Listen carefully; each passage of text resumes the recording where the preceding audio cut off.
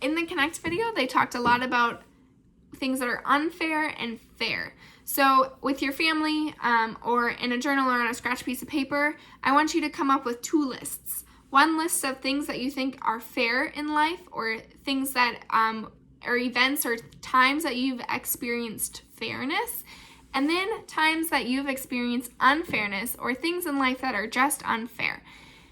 Once you make those 2 lists, I want you to focus on the unfair list.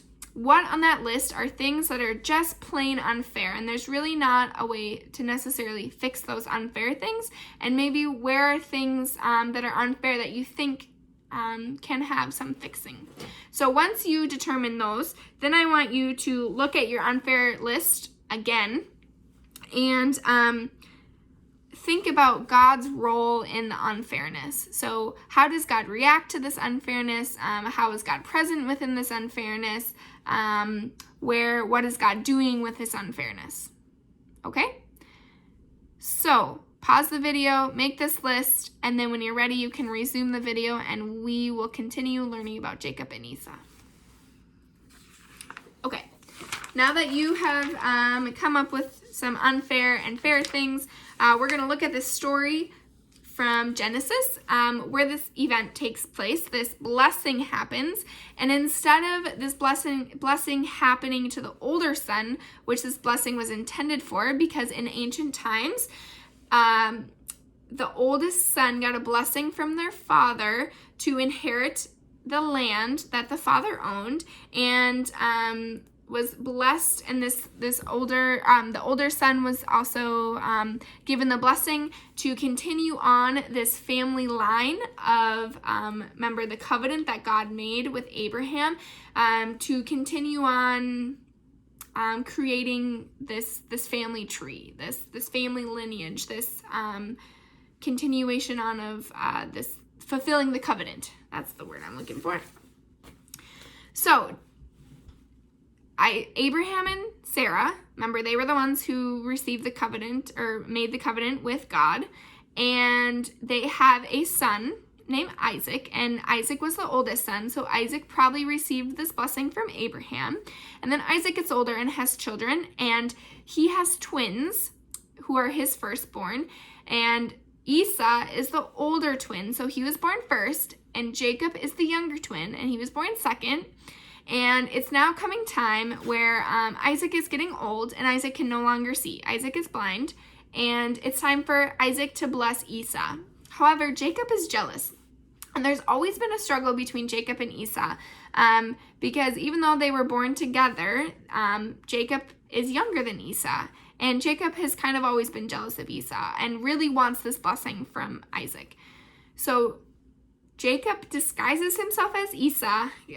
Esau had very hairy hands, so he puts a bunch of hair on his hands, and he makes himself smell like Esau, and then he approaches Isaac, and Isaac is kind of confused at first, but then Jacob convinces Isaac that it's really Esau receiving this blessing, and so Isaac blesses Jacob instead of Esau. And although we might view this as an unfair thing, and as maybe wrong or deceitful, God still uses Jacob to continue on this family line. And so even though to humans, this tradition was being broken, and Jacob lied to Isaac and broke this tradition of the older son receiving the blessing, God still carries God's promises through Jacob.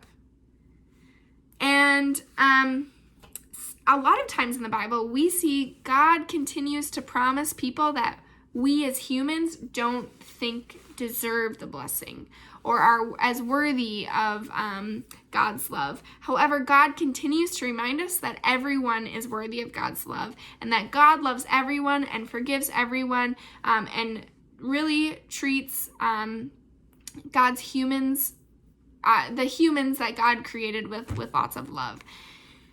And so yeah, that's I guess a little description about the story. So now I invite you to go read the story. So you're going to go to the book of Genesis, which is the first book of the Bible. You're going to go to chapter 27. You're going to find So chapter 27, it's the big number 27, and then you're going to find the little itty bitty number, verses 21 through 29. So if you need that written out, if you scroll down below this video, it says Genesis 27, 21 through 29. And then I invite you to read that together or silently to yourself and just kind of understand the content of the story and the timeline of the story and the characters and what happened. And make sure you read the blessing at the end there. And then there's some little reflection summary that you can read together just so that you continue to understand the story a little bit more. And there's a couple discussion questions that you can have. Either you can discuss them with your family or write them in your journal. So read Genesis 27 and then read the reflection that's just below this video. And then you can respond to those questions. So think about those questions. And then you can move on to either reading the 2 additional texts I have, or you can skip those and you can move on to just the remember section where you can learn, where we can talk about what to write in our Club 56 binders.